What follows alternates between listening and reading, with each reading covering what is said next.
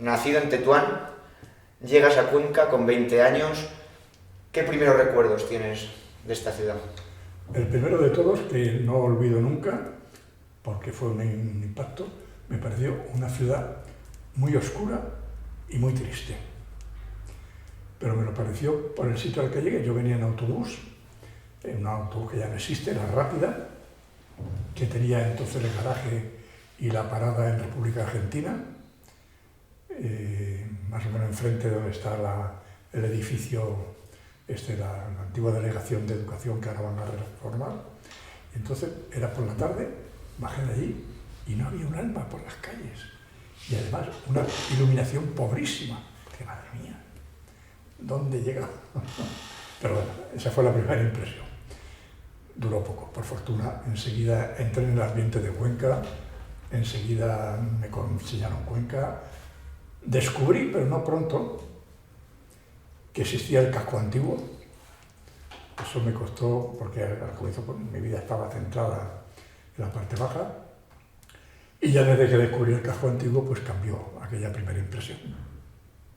¿Qué te sorprendió del casco antiguo al conocerlo? Si hay alguna imagen que aún tengas. La nieve. Porque justamente cuando lo descubrí, cuando me llevaron por primera vez al casco antiguo, había nevado. Eso que ahora ya es casi insólito, que ya la nieve los jóvenes lo conocen poco, hombre, salvo que vayan a posta a la nieve, pero en Cuenca ya la nieve. Pero yo venía de un sitio en el que no había nevado nunca jamás, y yo creo que sigue sin nevar, ¿no? En fin, el norte de África, ¿no? Marruecos. Y entonces descubrir la nieve pues fue una experiencia muy curiosa y muy bonita. Eso fue lo primero que me impactó.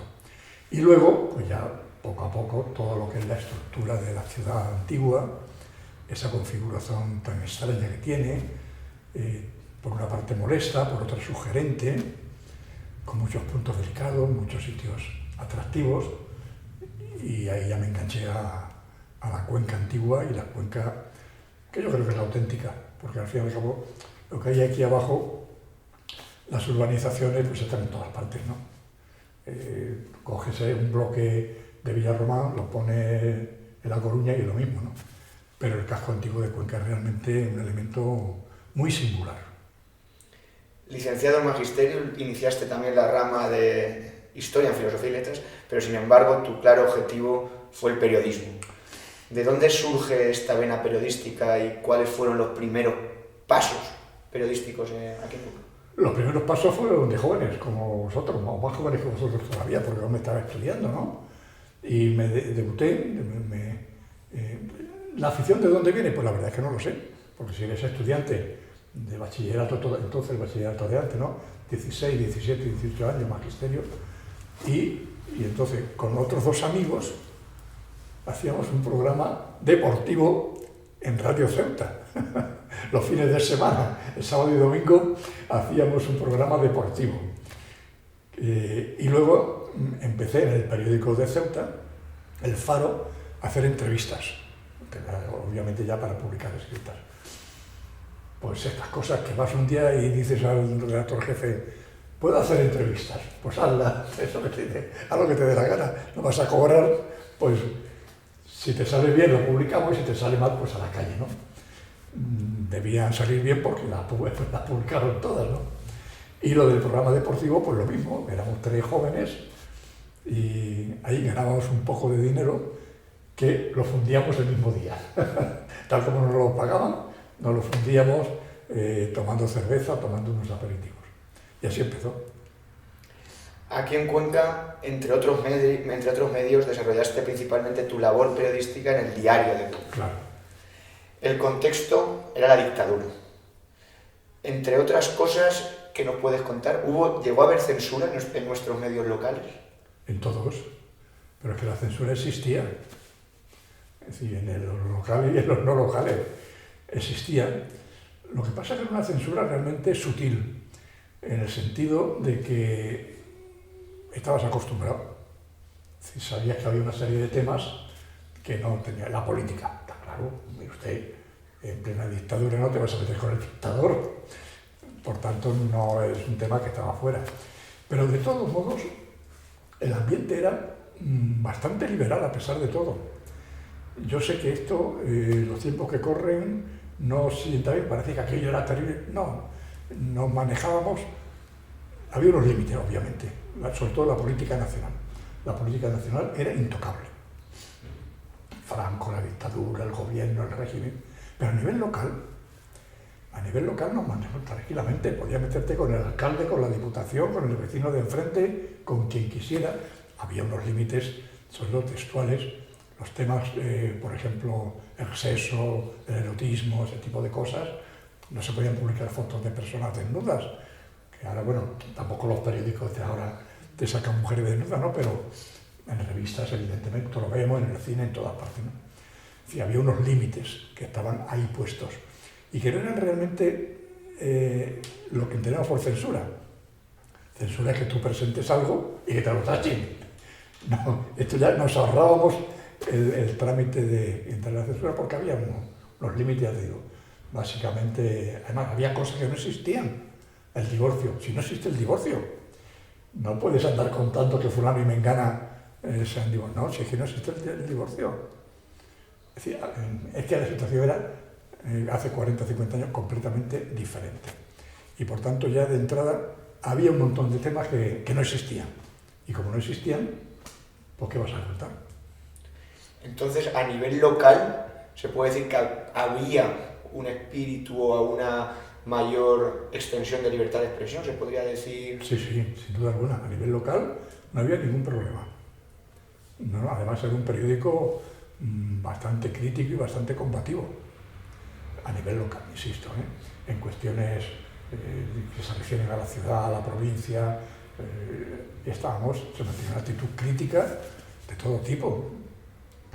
Vamos a poder leer los periódicos de aquellos años. Yo llegué en el 65, por cierto, que ocupé el sitio, eso es anecdótico, que había dejado vacante Raúl del Pozo. Raúl del Pozo estuvo en el periódico hasta ese año, lo dejó y 3 o 4 meses después, ese es el sitio que yo ocupé, ¿no?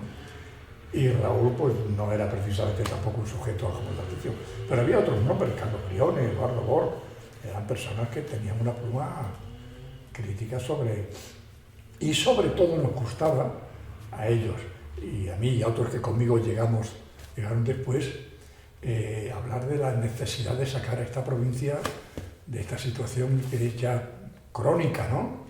Y siempre haciendo comentarios y artículos que hay que fomentar, que hay que mejorar las comunicaciones, que la carretera, que el tren, que la industria, que esto, que lo otro, el patrimonio, todos estos temas que ahora parece que son actuales, ya estaban entonces, ya los íbamos sacando de otro modo eran otras las circunstancias, pero ya los íbamos sacando todos. Justo sobre esto es la siguiente pregunta, porque estos temas sobre el patrimonio cultural, natural y social también de la provincia de Cuenca quedan luego reflejados en la revista que fundas en el 81 con Orcades, ¿no? ¿Por qué surge Orcades y con qué objetivo? Pues porque los que estuvimos ahí, básicamente yo, que era la cabeza visible, pero no era el único, éramos una pandilla, pues como sois vosotros. O sea, la situación era la misma, aunque los medios diferentes. Pues éramos media docena de personas, de jóvenes, jóvenes entonces, bueno, ya estábamos rondando los 30 más o menos, que nos planteábamos la conveniencia de hacer una publicación que recogiera una serie de temas monográficos sobre Cuenca. Y nos lo planteamos y la sacamos adelante.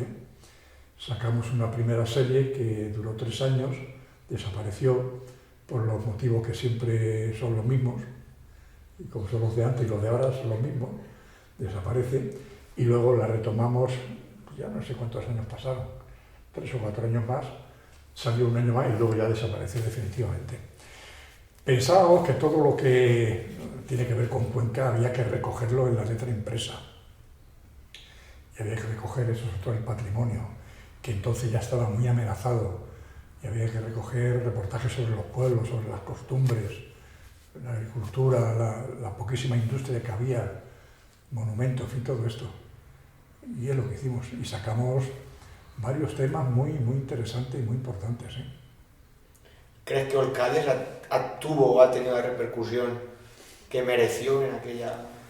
Pues en aquel momento yo no sé si a la gente le llegaba, aunque por fortuna se vendía, no todo lo que hacía falta, pero se vendía y tenía suscripciones, pero luego me hace mucha ilusión cuando estoy viendo a lo mejor leyendo un libro o algún artículo que sale por ahí y tal, y de pronto encuentras una referencia.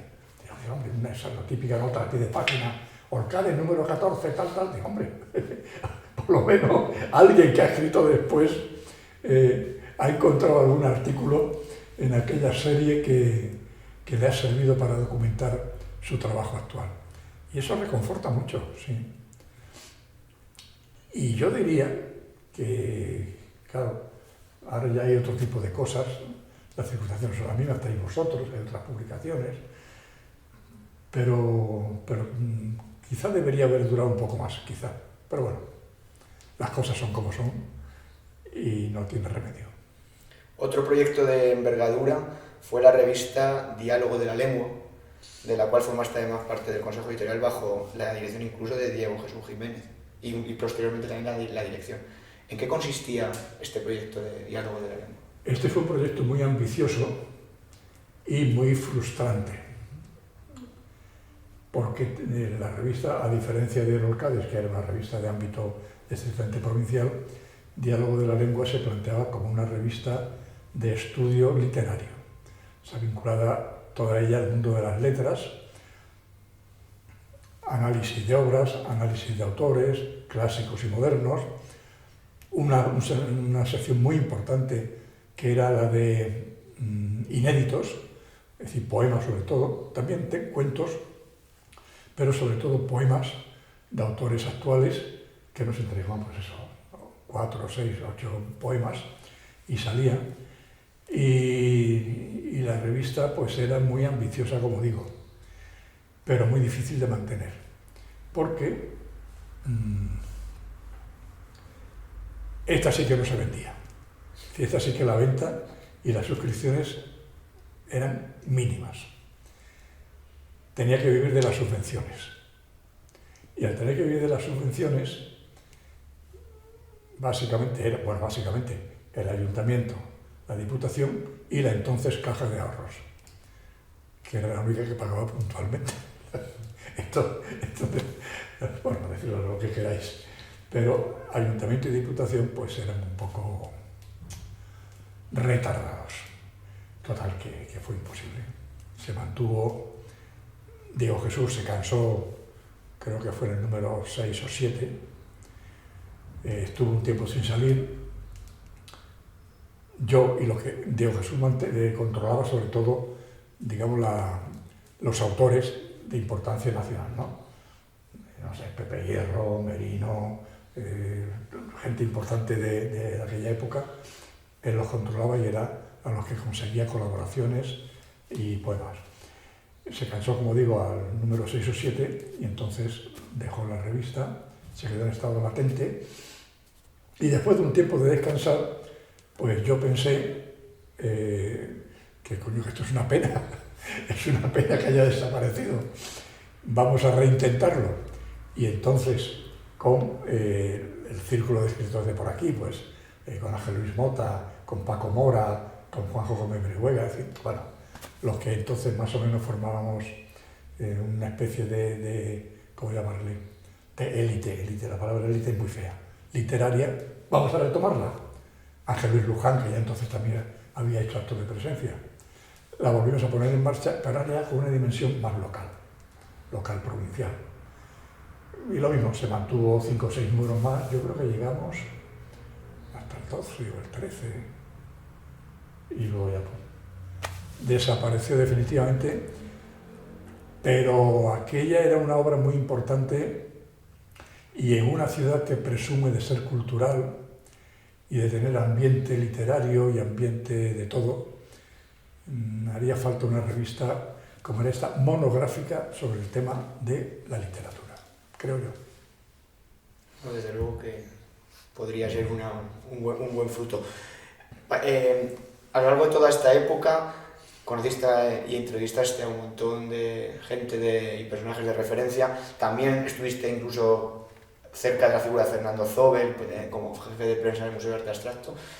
Simplemente para, brevemente, ¿qué personaje se te quedó grabado, o por elegir uno o dos de toda esta etapa de entrevistables o gente a la que estuviste cercana, ahora como digo, Jesús Jiménez, en este caso? Un problema, pero ya que has citado a Zóbel, yo creo que la figura de Fernando Zóbel es absolutamente fundamental en la vida de esta ciudad. Y probablemente no se valora completamente lo que fue Fernando Zóbel, ¿no? Y yo sé que es una figura respetada, admirada, tiene calle en Cuenca, nadie habla mal de Zóbel, al contrario, todo el mundo elogia su calidad humana, porque era eso, calidad humana, su cercanía, pero así todo, siempre me parece que falta como algo más, ¿no? Zóbel fue absolutamente trascendental para esta ciudad. Lo que significa el museo, lo que significó en ese momento, cuando el museo se abrió, que me parece que era el año 66 creo que debió ser. Pero, aparte del museo, como persona, Zóbel era un regalo. Supongo que vosotros, por jóvenes, no lo habéis conocido. Pues el impacto de Zóbel era una cosa tremenda. Porque no era un dios, no era de esto que tú te imaginas, un artista de Hollywood, tal. No. Es que Zóbel estaba en la calle. Tú salías a pasear por la plaza y estaba Zóbel. Y pegaba la guerra con todo el mundo, ¿no? Y ahora que viene Semana Santa, pues Zóbel salía de Nazareno en Semana Santa. Que además lo identificaba porque tenía unos pies muy grandes. Y enseguida, ahí van los zapatones de Zóbel. Y salía con su caperuza y su túnica y salía así. Era un personaje realmente muy notable, ¿eh? Sí. O sea que si tengo que destacar a una persona, Zóbel. Y al final de la década de los 80 comienza, por así decirlo, una nueva etapa, y es la comunicación y la gestión cultural desde las instituciones, ¿no? Comenzando al cargo del Servicio de la Publicación en el Ayuntamiento de Cuenca, donde también se editaron la revista de Cuenca o el periódico La Ciudad, además de numerosos libros. ¿Qué diferencias y cambios trajo para un periodista trabajar desde la administración? Pues trajo todos. De hecho, yo hasta el final, hasta que me jubilé, siempre dije que era un mal funcionario. Muy malo. Porque no conseguí, y creo que estuve, pues 24 o 25 años. Pues la mecánica administrativa de verdad que es, bueno, y ahora es más todavía. Imagino que habéis leído declaraciones de algunos de los aspirantes a la alcaldía, ¿no? Lo ha dicho el propio alcalde, se ha quejado de la mecánica municipal, o el candidato Isidoro, que si vuelve a ser concejal intentará modificar, porque es terrorífico, ¿eh? O sea, el modo de funcionar de la administración en general, toda, pero la del ayuntamiento en particular, es una cosa terrible, tremendo. Qué torpeza, qué lentitud, qué empañamiento, qué lío de papeles, de permisos, de normas, de gaitas. O sea que la respuesta es tremendo, muy mal. Pero vaya, antes era más suave. Bueno, pues pudimos seguir saliendo adelante. Y luego tuve la suerte de que como enseguida se puso en marcha el Teatro Auditorio y me encargué de gestionarlo, pues el Teatro Auditorio sí que fue durante bastante tiempo, ahora ya tampoco, durante bastante tiempo fue una especie de una isla autónoma que como no encajaba en los modelos de la burocracia municipal, pues íbamos a nuestro aire, con mucha bronca, con muchos problemas, con muchos líos, pero era otra forma de trabajar. Yo tenía una respuesta cuando queríamos hacer algo y la administración, los que llevaban la administración, empezaban a decir que te falta esto, no sé qué, el papel, la gaita, el permiso. Mira, a las 8 de esta tarde hay que abrir las puertas y unos cuantos señores van a subir al escenario a hacer una obra de teatro. Y yo a las 8 tengo que abrir las puertas del teatro. Y ya está. Esto que tú me dices de que tienes que traer un papel mañana, pasado, no, es que tengo que abrir las puertas a las 8 de la tarde. Y como eso es un condicionante impepinable, mire usted, va a entrar el público y hay que dar el concierto, el teatro o lo que sea. Y con este tipo de cosas, pues de bronca y de broncas, pues porque había que abrir todos los días, no había vuelta de hoja. Como hemos dicho, estuviste en el servicio de publicaciones, luego también jefe del servicio de educación, cultura y festejos, también, como ha mencionado, dirección del Teatro Auditorio y luego incluso más adelante la Fundación de Cultura Ciudad de Cuenca. Aunque a lo mejor quizás está ya la respuesta dicha, ¿fue sencillo movilizar y dinamizar la ciudad culturalmente? ¿Y crees que lo sigue siendo?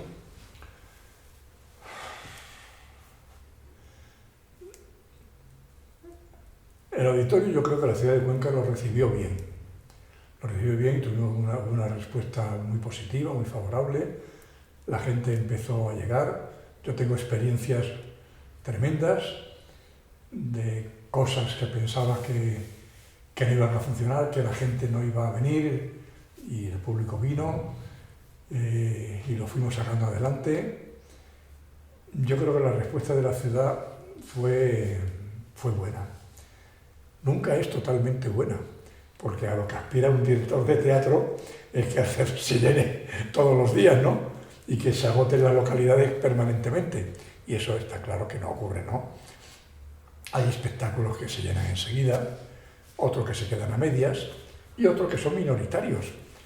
Y esto yo al menos lo tuve muy claro desde el comienzo, que había cosas, por ejemplo, a mí, porque era una cosa que me parecía importante, y el jazz, pues monté un ciclo que titulé Encuentros con el Jazz, antes incluso de que existiera el auditorio.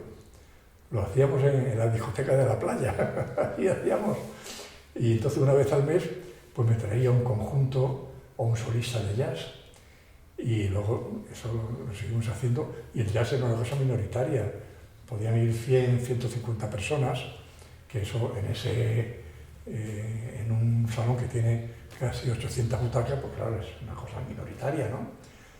Pero los aficionados al jazz estaban encantados de la vida. Bueno, y esto pasaba con muchas cosas, hay muchos espectáculos pequeños, pero que hay que atender a todos los públicos. Y bueno, volviendo al hilo de la pregunta que me estoy liando, realmente yo creo que la respuesta de Cuenca fue positiva y satisfactoria. Bueno, cambiando un poquito de tercio y a lo mejor volviendo hacia atrás, este año pasado se celebró el 50 aniversario del Cineclub Chaplin, que es uno de los proyectos culturales más longevos de la ciudad, absolutamente, y el cineclub más antiguo de Castilla-La Mancha.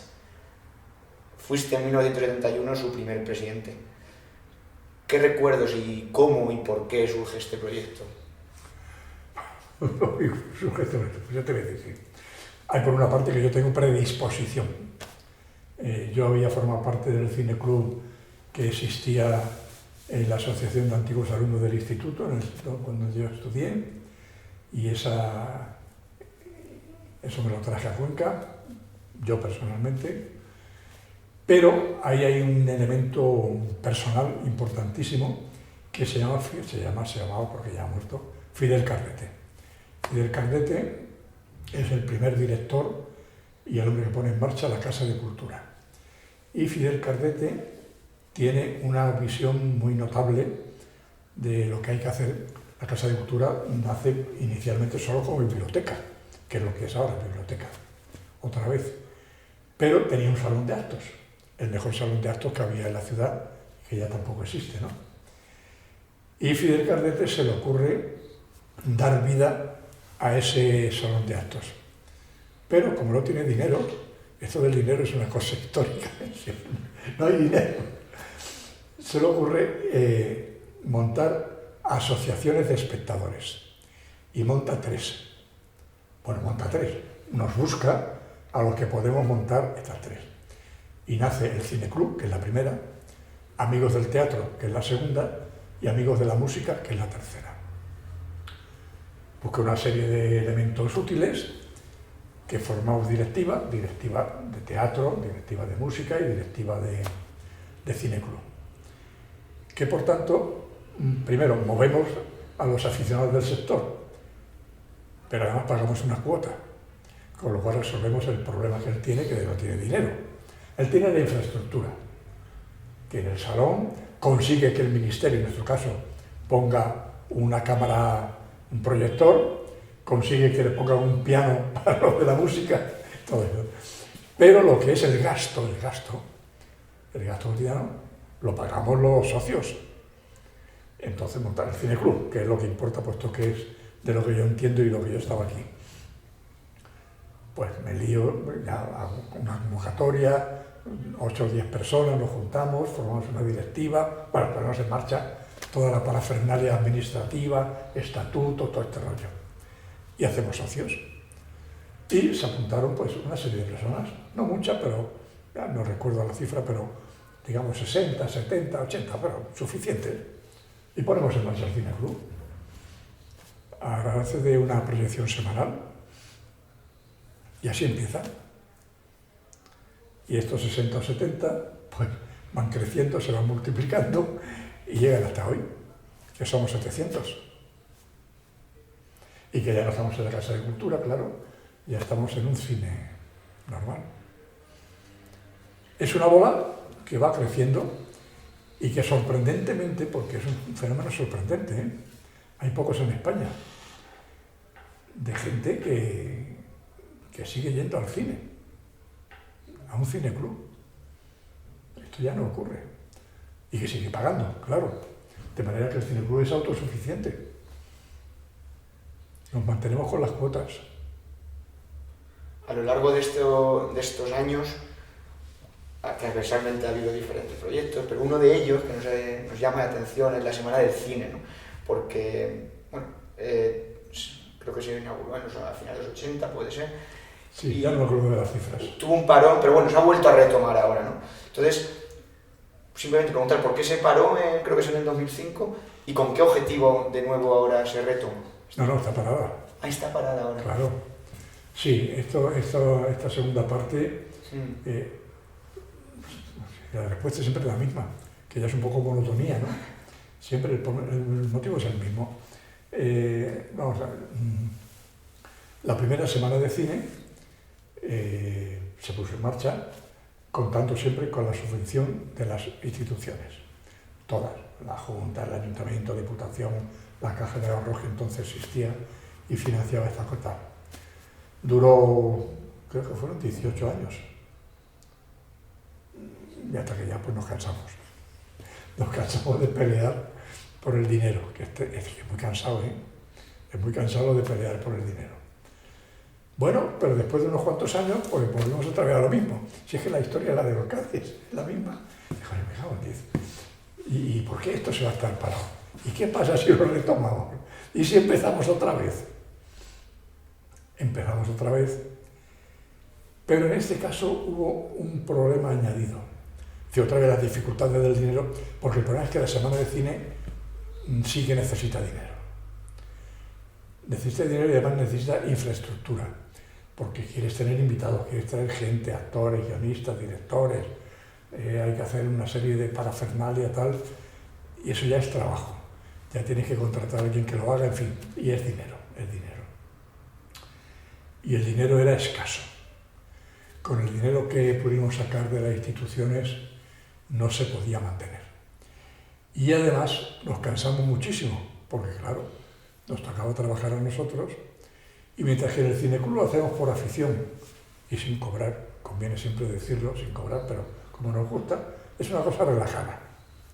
Se trabaja al comienzo de la temporada, en el mes de octubre, los socios, tal, pero una vez que lo pones en marcha, digamos que esto va rodado. Cada semana pones la película y aquí no pasa nada. La semana de cine era muchísimo trabajo y nos cansaba mucho, pero hubo sobre todo un factor que es el que nos desanimó, que no hubo respuesta de la gente. Creo que hicimos 4 o 5 años, no recuerdo la cifra exacta, pero vimos ya que la gente no llegaba, no había respuesta, y el último año que hicimos ya dijimos, esto es descorazonador, porque te gastas el dinero, peleas con las instituciones, trabajas Y encima, esa misma gente que llena el cineclub no venía a la semana. Se ve que estaban acostumbrados a una película a la semana y eso de tener que ir 6 días ya no... y lo dejamos. Y creo que ya no lo retomamos nunca más. Bueno, pues quiero hacer ahora simplemente 5 preguntas breves para contestarlas también con la mayor brevedad posible y así poner un poquito fin a la entrevista. ¿Crees que el cine tiene futuro? El cine que hemos conocido hasta ahora y al que a algunos nos gusta, no tiene futuro. Tiene futuro otro tipo de cine. Y esto, quienes más lo saben, son los propios actores, que se quejaron muchísimo al comienzo, pero ya todos han entrado en la dinámica de las plataformas, las series y todo eso, porque al fin y al cabo lo que un actor o un director quiere es trabajar. Y si no trabaja en cine, pues trabaja en vídeo, y si no trabaja en una plataforma, y si no trabaja, pues trabaja. O sea, el cine que hemos conocido, ese ya no. Como periodista, y tras tu tan larga trayectoria, ¿está politizada la información? Claro. ¿Crees que los conquenses conocen Cuenca? No. No la conocen en absoluto. Me voy a extender un poquito breve, que lo puedo luego eliminar. Por ejemplo, mi artículo de la semana pasada en La Tribuna iba sobre Valdeolivas, la iglesia de Valdeolivas y el Pantocrátor de Valdeolivas. Y lo explicaba a la gente porque probablemente, pero con total seguridad, es una obra de arte medieval que conoce solo una minoría. Yo he tenido conversaciones con gente culta, muy amante de Cuenca, cuánto quiero a Cuenca, la serranía, la casa colgada, tal, no sé qué. Y entonces hablan un poco, sí, porque Belmonte, ay, Belmonte, fíjate, no he estado nunca en Belmonte. Digo, vamos a ver, ¿es posible que un ciudadano de Cuenca no haya estado nunca en Belmonte o en Uclés? Por decir 2 tópicos, ¿no? Se puede decir lo de Valdeoliva, o se puede decir, a ver, ¿conoces Moya, las ruinas de Moya, que es una cosa magnífica? Bueno, no, los conquenses no conocen Cuenca suficientemente. Hay muchos que sí conocen lo que hay que conocer, pero hay otros muchos que no salen de este ámbito que va del Cuervo aquí, que pasa por el Morteruelo y la Semana Santa. Pues mire usted, hay otro mundo alrededor. Como agente de la cultura activa de Cuenca, ¿qué transformaciones, tanto positivas como negativas, has observado a lo largo de todos estos años? Yo negativas no estaría muy seguro, negativas, positivas muchas. Si empiezas a pensar cosas que se han inventado en los años que yo llevo aquí, el Museo de Arte Abstracto, al que ha seguido la Fundación Antonio Pérez, al que ha seguido la colección Roberto Polo, son 3 cosas magníficas. La Semana de Música Religiosa, eso fue un impacto. Y sin embargo, en música no se ha conseguido asentar otras cosas que deberían haber encontrado más sedimento. Por ejemplo, una orquesta. Se han intentado varias orquestas. La Joven Orquesta de Cuenca, la Orquesta Filarmónica de Cuenca, la Orquesta Sida de Cuenca. Ha habido varias. Y sin embargo, esta ciudad sigue sin tener una orquesta estable. Y hay montones de orquestas en todas las ciudades de España. La ciudad de La Coruña, la de Valencia, la de Granada. Hay montones de orquestas vinculadas a una ciudad. Eso, por ejemplo, es un factor negativo. Coros, hay varios, sabemos que funcionan. Lo que digo de la música se puede trasladar al teatro.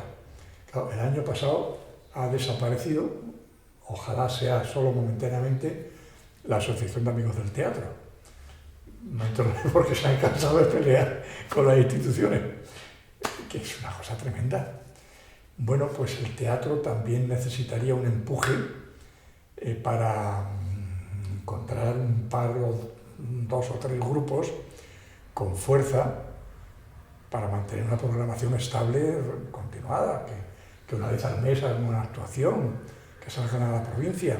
Hay pequeños grupos locales, Ahora, por ejemplo, está en marcha el Festival de San Clemente, pero en la ciudad de Cuenca haría falta una orquesta y haría falta 1 o 2 grupos de teatro sólidos. Y para terminar, José Luis, en un mundo global e interconectado como el de hoy, desde esta vieja ciudad castellana, ¿qué necesita contar Cuenca al mundo hoy? ¡Ay! Para responder a eso hace falta alguien con mucha imaginación. Yo soy un sujeto práctico, yo vivo a pie de tierra, pero Cuenca necesita sobre todo definirse. Y se lo tienen que definir los responsables de la gestión política. Falta una idea de ciudad. Esta ciudad, ¿qué quiere ser esta ciudad? No es lo que yo diga, respondiendo a tu pregunta. Entre todos, y sobre todo los que tienen la capacidad de gestión, tienen que decir, ¿esta ciudad qué quiere ser? ¿Quiere ser solo turística? Industrial no va a ser. Esto ya sabemos que industrial no va a ser. Nudo de comunicaciones tampoco, porque por aquí ya no va a pasar ninguna otra autovía más. Fíjate lo que está costando sacar adelante la de Teruel, cosa tremenda, ¿no? El tren, que voy a contar del tren. Bueno, pues sí, está el AVE, que va por todas partes. Pero la ciudad en concreto tiene que definirse. Yo no sé definirla, pero sí hace falta un objetivo global, un objetivo conjunto, un objetivo imaginativo, que mezcle lo que tenemos. Tenemos cultura, patrimonio, gastronomía, que está muy de moda, fiestas, Semana Santa, música, turismo. ¿Cómo se encaja todo eso? Y se hace una propuesta. Fíjate, cuando empezaba el auditorio, el Ministerio de Cultura puso en marcha una campaña e incluso hizo un folleto muy bonito que se titulaba Cuenca, ciudad para la música. Este era un objetivo hace 40 o 50 años. Cuenca, ciudad para la música. Y para eso se hizo el auditorio y se fijó la sede estable de la joven Orquesta Nacional de España.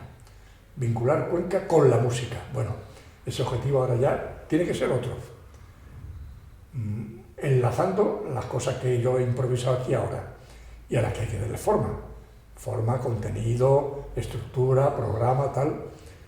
Pero es Cuenca la que tiene que definir qué es lo que Cuenca quiere ser en el mundo. ¿Solo una fábrica de morteruelo o algo más?